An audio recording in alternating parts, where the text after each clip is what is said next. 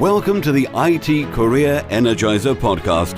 For anyone who wants to build and grow a career in IT, develop and improve your strengths and skills, be inspired and motivated by the successes of others, manage your career progression, and achieve your IT career goals. And now, your host, Phil Burgess. Welcome to episode 239 of the IT Career Energizer podcast. My guest on today's show is a nationally recognized technology consultant, speaker, and blogger, as well as the owner of a successful software development company. She founded one of the earliest web development firms, emedia, in 1996 and a double recipient of the Stevie Award for Women in Business. She also serves as the president of the board of the International Women's Writing Guild. So welcome to the IT Career Energizer podcast, Anna Murray. Hi, Phil. It's great to be here. Anna, that was pretty much a brief introduction, and obviously there's far more to your career than that would suggest. Could you perhaps give us a little bit of an insight into your career in technology? Absolutely. So one of the things that I think people don't know immediately about me from my bio is that in addition to running a tech company, I also am a fiction writer, and I have recently written a novel that's coming out in the spring. So that's a detail that a lot of people don't know. And also Another interesting fact is that I'm an English major running a computer company. So that's not a typical background in terms of coming into technology at all. No, it really isn't. And I think that a lot of people just assume because I have a lot of what I just call on the job training because I started a web company back in 1996. And I, of course, have picked up a ton of engineering over the years. But it's interesting. I think it's another thing for people to consider that you can come to an IT career without a traditional IT background. I think that's very true. Yes, I mean, my own background has nothing to do with technology. I didn't do anything like that within my university course. It's just something I enjoyed, and I found it was the thing I wanted to do. Well, I think that there's a lot of roles, and I've had a lot of conversation with people trying to fill IT roles when there's considered an IT drought. There are a lot of roles that could be filled by people who don't necessarily have an engineering degree. And we probably need to consider that as we look at IT staffing. Yes. I mean, from my own perspective, I think there's so much of a diversity of the different types of roles that you can do within information technology. I think a lot of people think very much that it's all about programming and coding. And of course, there's far more to it than that. Oh, no question. No question. It's actually interesting to think about the fact that I think we should be more open to different backgrounds and sort of the modern way of screening resumes through automatic algorithms, et cetera, really mitigate against that. So it's something to consider. Definitely so, yes. So, Anna, if we're going to go into the flow of the interview now, could we start perhaps with a career tip, one that maybe the audience don't know about and should? I think one of my best pieces of advice and career tips, all of us want to be moving our career ahead. And we all have sort of a to-do list in front of us. That's the daily to-do list. You've got to, retire this JIRA ticket or address this to-do item or come up with this report or whatever that happens to be. You've got to do it. And I think it's very important to have a second to-do list. And that's the one that moves your career forward. Not just your daily tasks forward, but your career forward.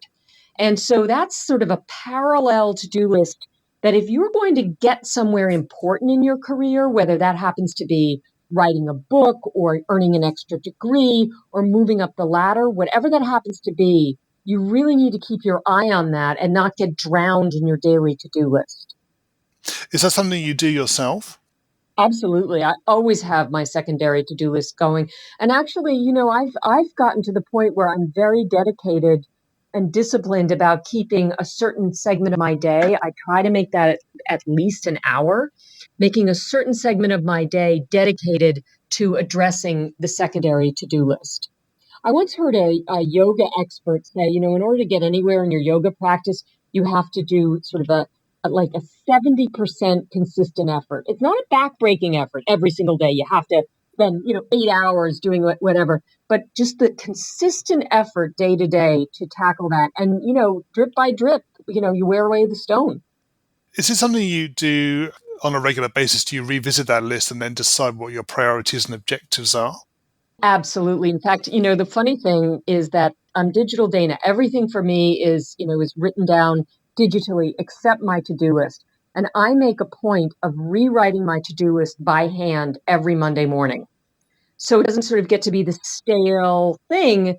And then I really have a chance to revisit, especially that secondary to-do list. What's on it? Why is it important? How has that shifted in a week? Unless you do that and you refresh it, you're always going to have that item on your to-do list, write a book. Oh, yeah, thanks, buddy. I don't need another item on my to-do list that says write a book. What's the first step that I'm going to take in terms of being able to write a book? Yes, and that sort of brings into question the way you set objectives as well. So obviously you take something like a book, which is a big thing, it's a big task. You probably need to break it down into sort of manageable and achievable chunks. No question. I think most people who reach any sort of achievement in their career have developed some kind of strategy to be able to overcome intimidation, overcome fear, and take those first 2, 3, 4 steps towards the bigger career goal. And it's a little juvenile, but Mary Poppins, well begun is half done. That there is never a truer statement I've heard. Yes, very true. Okay, so Annie, can you share with us your worst IT career moment and what you learned from that experience? This happened very early in my career when I was still working in packaged software. And I thought I was doing a great job and I was getting good feedback. And that was true. I was sort of a young person put in charge of a massive project. So I was really excited by it. And I missed a key component of the project plan, which was like a $250,000 miss. And I don't think I have ever been so scared in my entire life. I mean, I was scared for my job in a way, but when you're, I don't know, 26 or 27, I think you always figure you're going to get, another job. But it was an important project. It was, everybody had so much excitement about getting it done. And the fact that I had sort of felt like I had doomed this project was horrifying to me. I was paralyzed by shame and surprise and fear and everything all mixed together. And what did you learn from that? What, do you do things differently to ensure you don't make those sort of oversights or errors? I think the thing is, I sort of integrated into my thinking that I couldn't be perfect. In the IT world now, with this particular one, I wouldn't miss it again. That was just experience. There's plenty of things that you learn not to miss. You stub your toe once and you learn in the dark that the coffee table is in that position in the living room. You're not going to do that again. Yeah. But I also learned that, in fact, I had a mentor at the time. She was on the vendor side and she was really just horrified along with me. And she really talked me through it. She said, in big projects, there's always going to be a miss. You can't think of everything. And if you set that as your goal, you're going to paralyze yourself. So what I ended up doing was to really integrate the fact that I couldn't be perfect.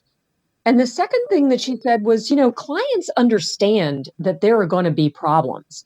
A sophisticated client will know that straight off the bat. What they want is someone who can handle the problems. Whether there are problems, I mean, the client can very well introduce a problem as well, right? So, they want your cool head and energy and dedication in solving the problem. And I have taken that forward, through a 20-year long career. Like, you're not going to be able to spot everything, fix the problem, don't fix the blame. Yes, that's good advice. And moving away from your worst moment, can you perhaps tell us about your career highlight? Well, a couple now we're in 2020. So 3 years ago, I was able to write and have a book published on managing a software project. And that was a really big achievement for me. And I later found out that a new client that I had obtained got to me through the book and said he kept my book on his nightstand. And that was kind of funny because who keeps a software book on their nightstand, right? Yeah, But yes. it was one had to question what this guy was doing. But at the same time, it was a level of recognition by a major publisher, and really sort of said to me, I do have a lot of good stuff to offer, and people, and I would see my reviews on Amazon. I would see sales, and it recently just got used in a college university classroom in Canada, in Montreal. So it was very proud to be able to, without my being there, pass on knowledge to another generation. Yes. Can you just let us know what the name of the book actually is? It's called The Complete Software Project Manager. Great. Okay. From What I will planning do. to launch and beyond. And I'm easiest to find if you put the middle initial in my name. I'm Anna P. Murray. Turns out there's a lot of Anna Murrays out there. So I'm Anna P. Murray. Okay. We'll make sure there's a link to that in the show notes, and people will be able to go through and have a look at that book if they want to. Great. Anna, can you maybe tell us what excites you about the future of careers in the IT industry? I feel like it's the same thing that's always excited me. In IT, we're always on the cutting edge. And I think that's as true now as it ever was. So that's really important, that you're always going to be moving the world forward. The other thing, which I don't think I would have realized if I were younger, is that the IT world provides, in certain parts of the profession, provides a very flexible ability to craft your career. So, you could, the opportunities to work remotely, the opportunities to work for yourself, the opportunities to work on contract. I think it's in demand. It's always changing. It's cutting edge. It impacts the world.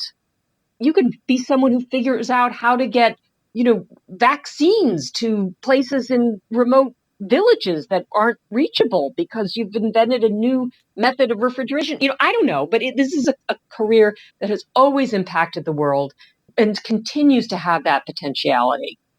Yeah, no, very true. Yes. I think the opportunity as well to be able to do things that make a big difference. I think that's the key to it.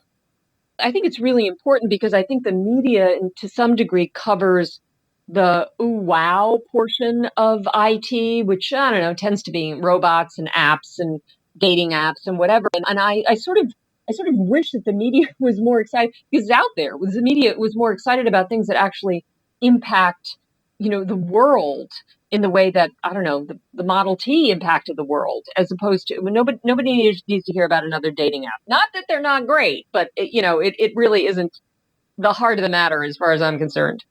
No, very true. We're going to go into the reveal round now. We're going to find out a little bit more about you and the way you think. You ready for this? Absolutely. So, what first attracted you to a career in IT? I did it accidentally. I was a journalist. I was a journalism major, which at the time meant that you were fairly technical. So I wasn't scared of technology, editing tape and stuff like that. And I got attracted to the web. This was the next communication medium. So I saw technology as a communication medium. I wasn't into coding and zeros and ones. I thought this is going to take over communication. And, guess what? It did. Yes. What is the best career advice you've ever received? Oh, this one's important. My dad, years and years ago, I would have been in my, late teens, early 20s. I was worried about, I don't know if I want to apply for this job, Dad, and is this going to suit me? And is it too long a commute? Or, whatever anybody whines about when they're wondering about whether or not they should apply for a job. And my dad said, here's the thing, get the job, then turn it down. And I don't know why this advice isn't plastered on every billboard and every career advice book. I haven't seen it. And my dad is like unique to having this piece of advice. And I hear young people talking about whether they're going to interview or am I going to blow off this interview because I'm secretly I'm not really interested. And I hear my dad in the back of my head all the time going, honey, get the job, then turn it down. Yes, exactly. It gives you the opportunity, doesn't it? If you don't do the interview, then you won't have the opportunity at all. So, yeah, to me, that's a no-brainer. What is the worst career advice you've ever received? This one might be a little gender-based. Worst advice that was ever given was speak up in a meeting. And I have to say, we're getting into a little bit potentially tricky territory here, but generally speaking, women, especially women as they go on in their careers, they really have to balance the speaking up and having their voices heard with being, frankly, being likable. So you really need, as a woman, or I think any sort of person that's in the category of diversity, you really need to be conscious of making sure that you're being heard in a way where you'll be heard, not just making sure your voice is echoing in the room. Yeah. I think it's also important to make sure that you contribute. I think that's the key, isn't it? So I understand what you mean, what you're saying by the fact that you need to be heard, but it's about making a valuable contribution. There's no point, as you say, making sound if there's no value to it. Yes, and style and understanding how your audience, how you're perceived by your audience and how you're going to be best perceived, all of that comes into the picture there. Yeah. I think also for people who are early in their careers, they may feel slightly reluctant to contribute because they just feel as though they're exposing themselves, and maybe they don't feel they have the confidence or maybe an understanding of what the subject is to be able to contribute. But that comes with experience as well, doesn't it? Yes, I think it does. And I do think that we just touched on both ends of the spectrum. As you might deduce, I don't have a problem speaking up. So, I do see young people in a meeting and they are sometimes too reluctant to speak up when their voices really do need to be heard. But a person in a context, a person is, you are yourself and you are your context. So taking into account, and IT folks can be a little tone deaf on this, taking into account the context of the meeting is super important. I was a drama, I taught drama for a number of years. And so reading the audience and knowing what the audience needs to hear and how to deploy information, that's an important skill. IT folks could learn more of it. If you were to begin your IT career again in today's world, what would you do? I'm super excited by data. I just think that the tools that we have to collect and interpret data, and that gets, I mean, of course, it gets into machine learning and AI and so forth, but the ability for us these days to plow through mountains and mountains, oceans of data in order to, for example, learn that, you can diagnose breast cancer better using AI than a human being can. I mean, that's all about data and data interpretation. So if I were going into IT today, I would be focusing my concentration on data. And what career objectives are you currently focusing on? Actually, I'm glad to be at a point in my career where I can focus more on mentoring.